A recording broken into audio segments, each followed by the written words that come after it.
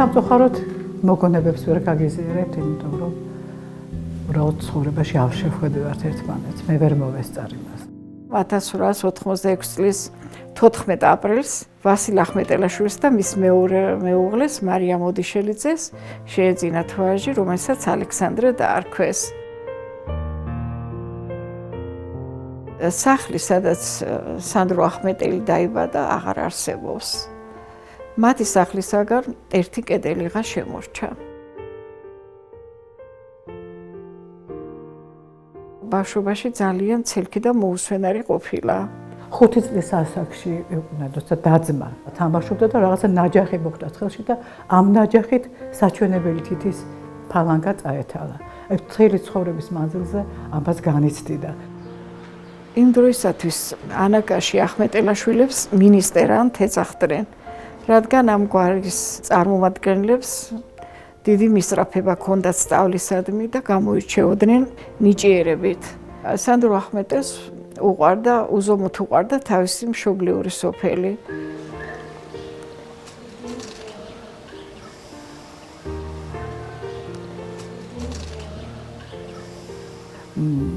ვიცი რომ ძალიან ლამაზი ადამიანი იყო, ფოტოებიდანაც ჩანს. ძალიან ნებისყოფიანი გარეგნობის.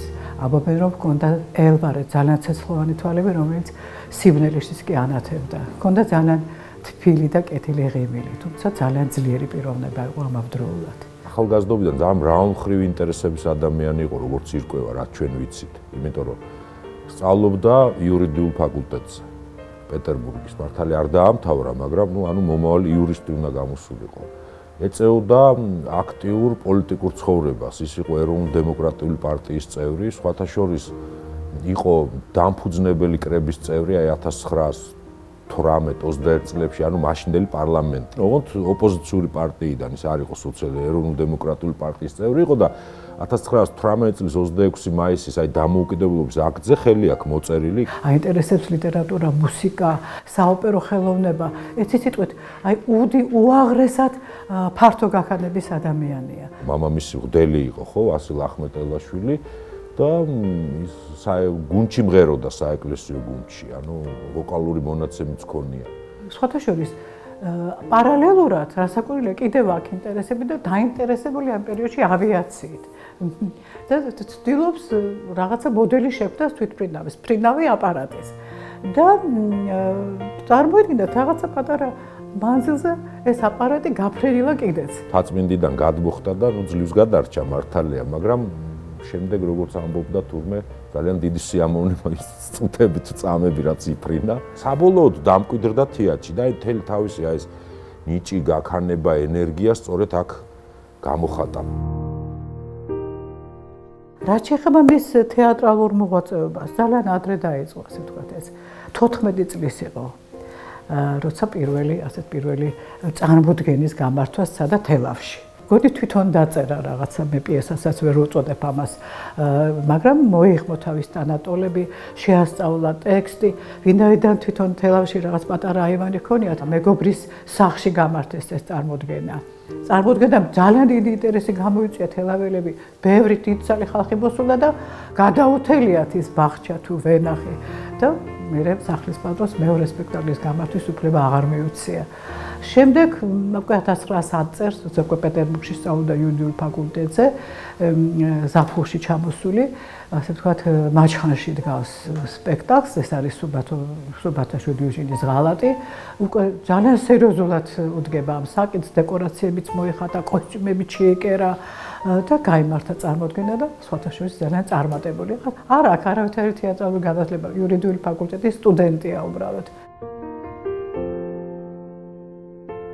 როგორც ყვებიან, იცით რაღაც ეს იყო არანორმალურად შრომის მოყარე ადამიანი და მომთხოვნი. შეუპოვარი, ხასიათიც ისეთი ჰქონდა, ქიზიყელი იყო თანაც, ანაგიდან იყო და ჯიუტიც მოჩხუბარიც იყო, როცა საჭირო იყო, უკან არ იყო და შეუპოვარი. რკინისებური დისციპლინა ჰქონდა, როგორც ამბობენ და ხოც ქართველები ცოტა ძნელად ვეგუებით ამას და ამიტომ კონფლიქტებიც იყო დასთან ბუნებრივია. მას ჰქონდა ასეთი რამე, მსახიობი არ უნდა გასუქებულიყო, ღიპი არ უნდა ქონოდა, დატოვებდა თეატრს. როგორც ყვებიან, რეპეტიციებს რო დაიწყებდა, ხო, ნუ დილას საღამოს ქონდა თუ საჭირო იყო მთელი დღეც, ხო? პერანგს უცვლდნენ, უფლიანდებოდა, ესე იგი, მთელი არსებით თვითონაც ჩართული იყო და აქ სახლი ხო აქვე ქონდა, ამოდიოდა და იცვლიდა. თავის თეატრს უყურებდა როგორც სახელმწიფოს. აი ასე ამ პრინციპით აგებდა ის იყო, სადაც ჰარმონიული სახელმწიფოს შექმნის იდეას თეატრში ახორციელებდა. არავითარ ზეწოლას მთავრობისგან და ასე ვთქვათ ხელისუფლებისგან ის ვერ იტანდა და არავის არ ქონდა უფლება თეატრში და ცხოვრებაში ჩარეულიყო. ეს გულისხმობ ბერიას ეხებოდა პირველ რიგში, რომ მოსულიყო რეპეტიციაზე, დასწრებულიყო თავისი კორექტივები შეეტანა, რაღაცა აეკრძალა, რაღაცა არ აეკრძალა, იდეოლოგიური პრესს ის ვერ ეგუებოდა. რა თქმა უნდა, კოტე მარჯანიშვილმა და სანდრო ახმეტელმა თვისობრივად შეცვალეს ქართული თეატრი და ის მსოფლიო და ევროპულ რანგში აიყვანეს, ვიდრე მანამდე იყო ის. პირველად ახმეტელს მოყავს თეატრში კომპოზიტორი, მოყავს მუსიკოსები, საბალეტო ჯგუფიც კი მონაწილეობს. პირველად დააყენა მრუნავი წრე ამ სპექტაკლში, პირველად დააყენა განათება ზევიდან ნათება სპექტაკლი. ესე იგი, ისეთი კომპონენტები შემოიტანა ქართულ თეატრში, რომელიც მანამდე არ არსებობდა. მერე ჩამოდის მარჯანიშვილი და მარჯანიშვილი თვითონ მოითხოვს, რომ გვერდზე დაუდგეს ახმეტელი. მარჯანიშვილია სამხატვრო ხელმძღვანელი, ახმეტელია მთავარი რეჟისორი. 4 წელი ერთად მუშაობდნენ რუსთაველის თეატრში. სახელწოდებაც მათ დაარქვეს რუსთაველის. შექმნეს, რა ვიცი, შედევრები, მაგრამ ბოლოს ეს ორი ბუმბერაზი რეჟისორი, ორი ლიდერი, რაღაცა ერთად ვეღარ გააგრძელეს მუშაობა. და ნუ გაითიშნენ.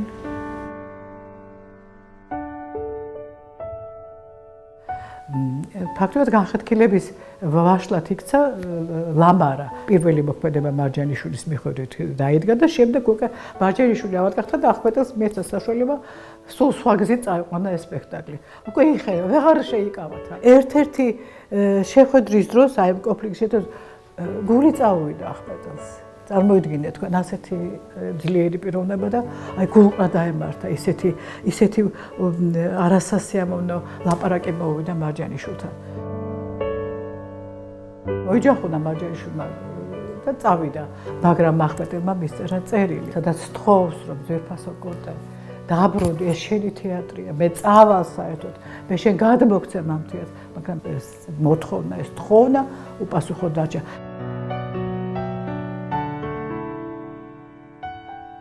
მე როცა წავიდა მარჯანიშვილი თეატრიდან, თეატრის ხელმძღვანელი გახდა ახმეტელი. ნუ მას როგორც ჩანს საცხოვრებელი, პირობები არ ქონდა და 1928 წელს თეატრშივე გამოეყო ფართი და ცხოვრობდა მეუღლესთან ერთად 7 წელი იცხოვრა აქ.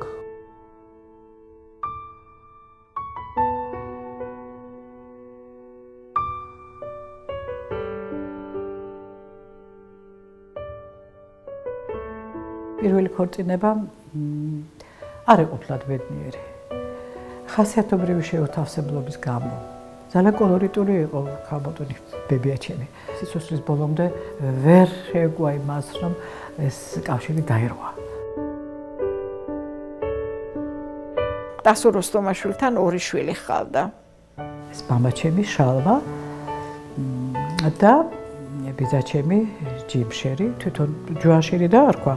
იმიტომ რომ ახმეტელის ფსევდონიმი იყო, როცა წერილებს წერდა ჯუანშერს აწერდა ხოლმე და მე მეორე ვარ ჯუანშერი დაარქვა, მაგრამ იმან იქ რატომღაც ამერიკაში მოხდა მე ჯიმშერად გადაკეთდა. 90-იან წლებში დაბრუნდა საქართველოში, ხშირად სტუმრობდა ჩვენთან მამის მუზეუმს.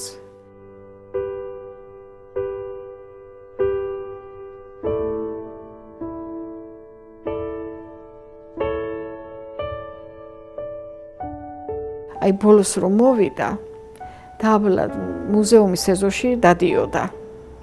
მე დამიწახა კიდეს და მითხრა შვილო, ხო, თო ჩემი უკანასკნელი სურვილიო არისო რომ მამაჩემის მუზეუმში დავიკრძალო.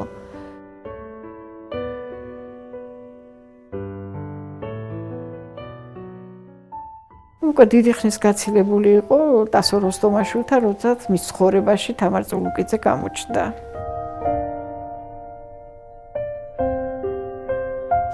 ვიცნობდი კარგად ხო თამაშს ასე და უყურებდი ახმეტელის თვალით და ფიქრობდი რომ კი შეიძლება ამ ქალის შეყვარება.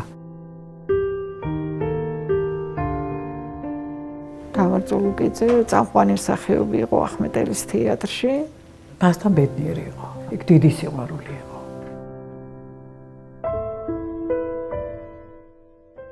როდესაც სანდრო ახმეტელი დახრიტეს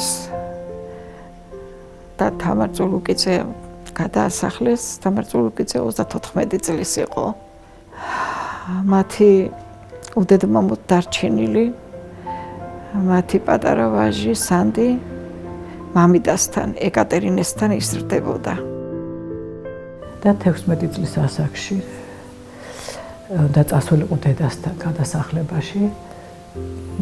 ვიღაცა ატანდა ამანატს და იმ ამანატის წამოსაღებად წასულიყო და მოხდა ტრავმა ის ქვეშ. მე მახსოვს საშინელება იყო მაშინ ჩვენ სახლში რა ხდებოდა როცა სანდიკო დაეღუპა.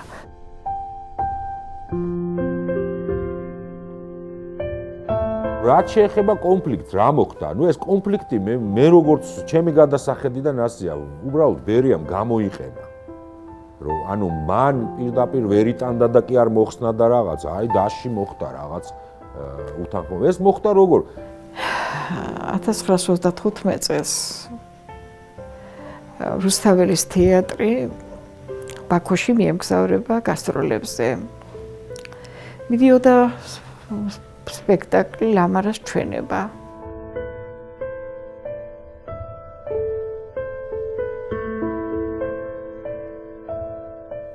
ძალიან კარგად წავიდა ეს ყველაფერი და აი ბოლო სპექტაკლია და მოხდა ინციდენტი.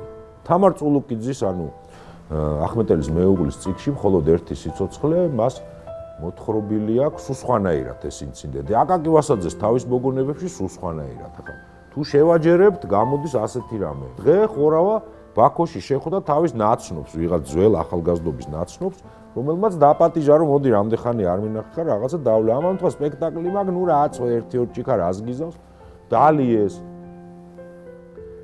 ნუ რაღაც 2 თუ 3 საათზე შუა დღეს სპექტაკლამდე 5 საათია დაბრუნდა ხორავა. და ვასაძე როგორც აღწერს, ვნახეო და ნუ სუნი ქონდაო და ფეხზე ვერ იდგა და როგორც თამარ წულუკიძე წერს, ბარბაცებდა და ეცოტა ძნელი წარმოსადგენია ხორავა.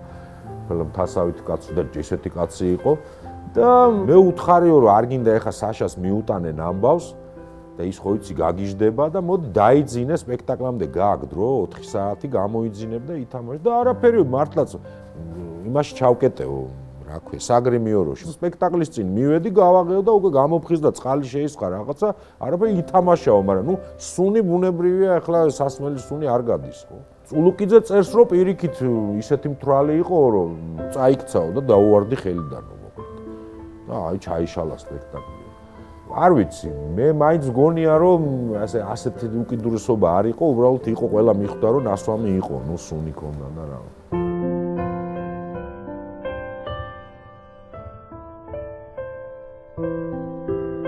რა თქმა უნდა სანდრო ახმეტელმა არაპატია და ხორავა დაითხოვა თეატრიდან. უახლოეს მეგობრები იყვნენ, სხვათა შორის ახმეტელი, ხორავა და ვასაძე. ხორავას მეჯვარე იყო სანდრო ახმეტელი და ბავშვის ნათლიაც. ხორავას ძალიან პატარა შვილი გარდაეცვალა. აი დაიწყებდა რეპეტიციას და არ იყო ხორავა თეატრში. ახმეტელი მიდიოდა და სასაფლაოდან მოყავდა. დაბრუნდნენ თბილისში, ამას მოყვა ახლა კონფლიქტი ელმა საქართველოს გაიგო ხორავა თეატრიდან გაუჟეს, დადგა, ნუ ვიღაცა ვიღაცამ ხორავას დაუჭირა მხარი, ვიღაცამ ახმეტელს. მთავრობიდანაც ბერიამ შემოუთვალა მე როგორც ვიცი ახმეტელს, რომ ხორავა დააბრუნეთ თეატრში. ეს ვირზე შეჯდა არაო. ვასაძე მივიდა რამდენჯერმე და ბოლოს იქამდე მივიდა საქმე, რომ აგინეს ერთმანეთს, იჭხუბეს. ფიზიკურად არ დაურტყიათ ერთმანეთს, ნუ უცენზურო სიტყვები და ამან ადგა და ვასაძეც გაანთავისუფლა თეატრიდან. ახმეტელი. და ნუ აქ უკვე ულტიმატუმი დაუსვეს ზემოდან, რომ ან დააბრუნებ ამ ორივე ადამიანს, ან შენ წახვალ თეატრიდან. რუსთაველის თეატრში გაიმართა, რა თქმა უნდა, ბერიას ინიციატივით კრება და ახმეტელი თეატრიდან გაანთავისუფლეს. განთავისუფლებასთან ერთად მას საქართველოში ცხოვრების უფლებაც აეკრძალა. იმ საღამოსვე დააცლევინეს ეს ბინა, როგორც მისი მეუღლე იგონებს თამარ წულკიძე, მე ნათესავთან წავედი ბავშვთან ერთად და სანდრო სასტუმროში გაჩერდა, ღამის გასათევი არ ქონდა.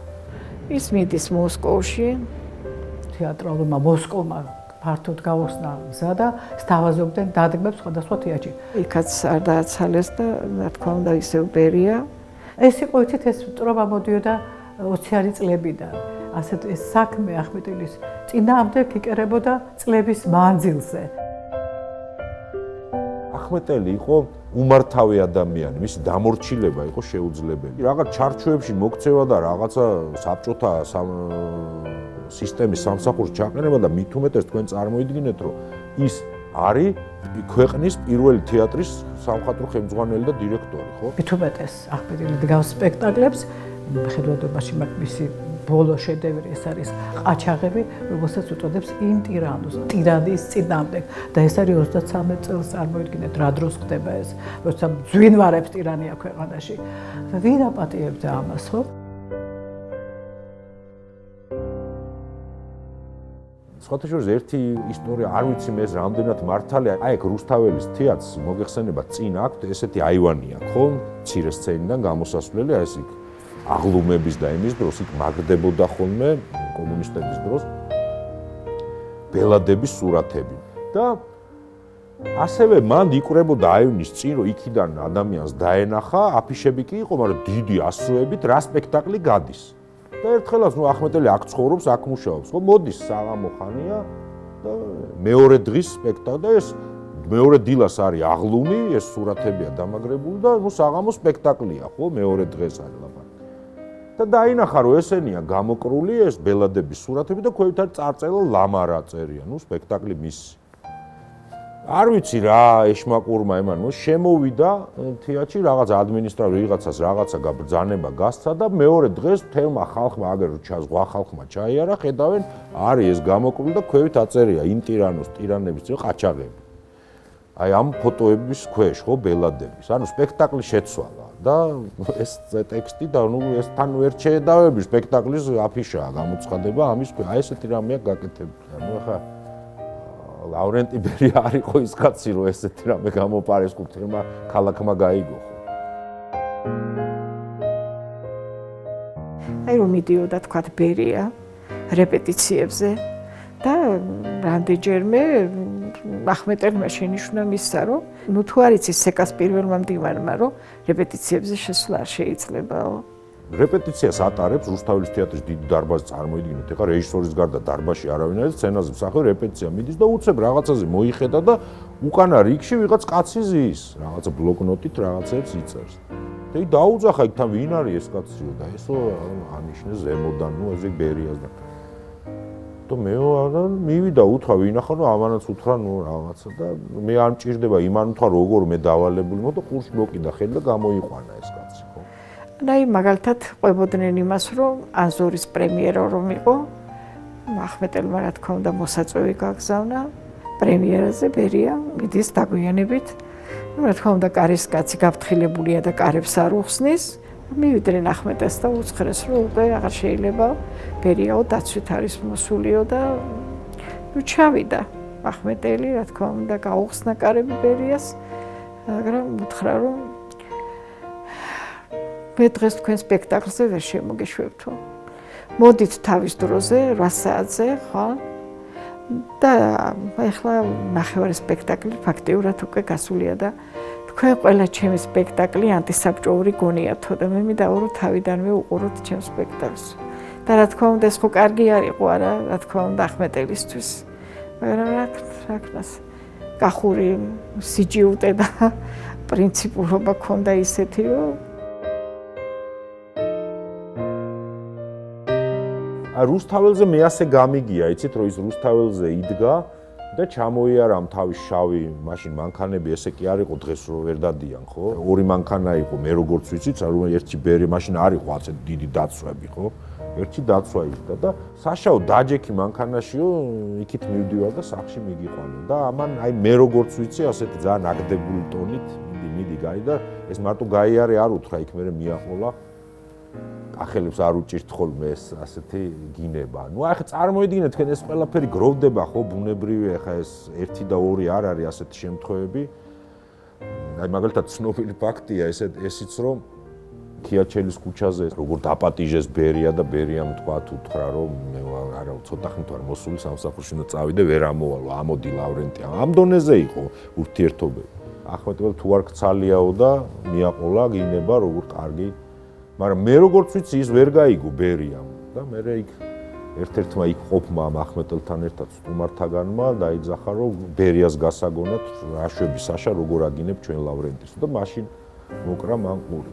მოსკოვში სტალინი დაესწრო ერთ-ერთ წარმოდგენას ლამარას მოვიდა გვიან ბოლო მოქმედებას დაესწრო მხოლოდ და როგორც ჩანს ისე მოიხიბლა რომ სთხოვა რომ თავიდან დაედგათ გაეთამაშებინათ ეს სპექტაკლი და ასეც მოხდა იქმა დიდი ენთუზიაზმი ხო წადა სტალინი მოვიდა ახლა რა იქნებოდა წარმოიდგინეთ მთელი დასი აღტკინებული აღელვებული გამძაფრებული ესე იგი უფრო დიდი ვნებით და ტემპერამენტით გაითამაშეს ეს სპექტაკლი და ახლა რაღაცნაირად ამან ადამიანი იყო ისიც ახმეტელმა როგორც ჩანს ასე ვთქვათ ეს იფიქრა რომ ასეთი წარმატების შემდეგ მას ალბათ არ გასწირავდნენ მაგრამ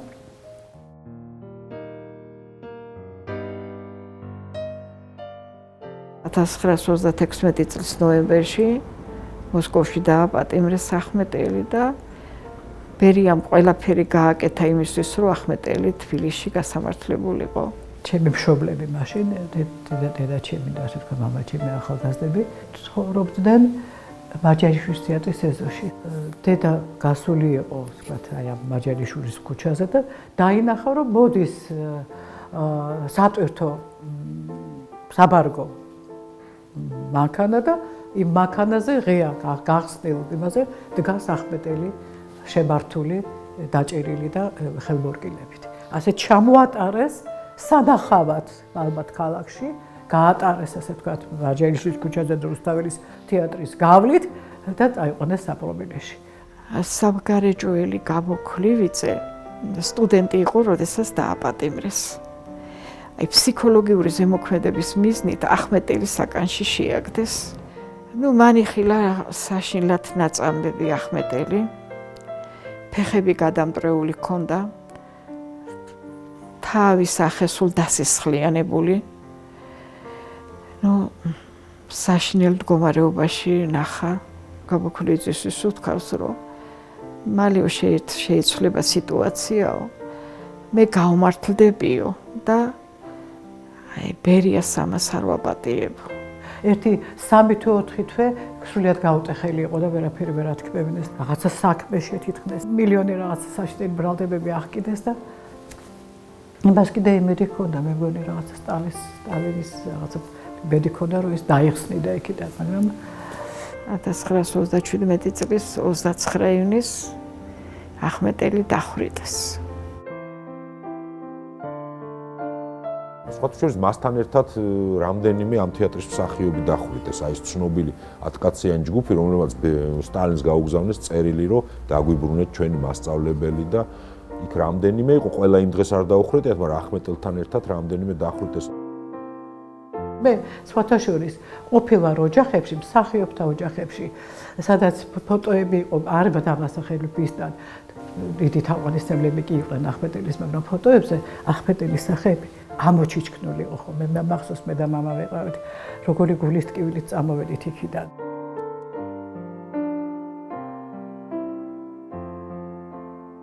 როცა მოხდა რეაბილიტაცია, ეს 56-57 წლებში, დიდი ბოდიშით, რომ ესე იგი მამა თქვენი რეაბილიტირებულია, რადგან არ არსებობს მისი დანაშაულის საბუთები.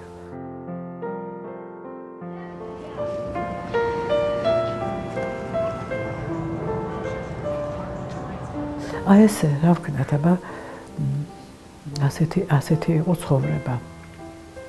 კიდე რა გინდათ?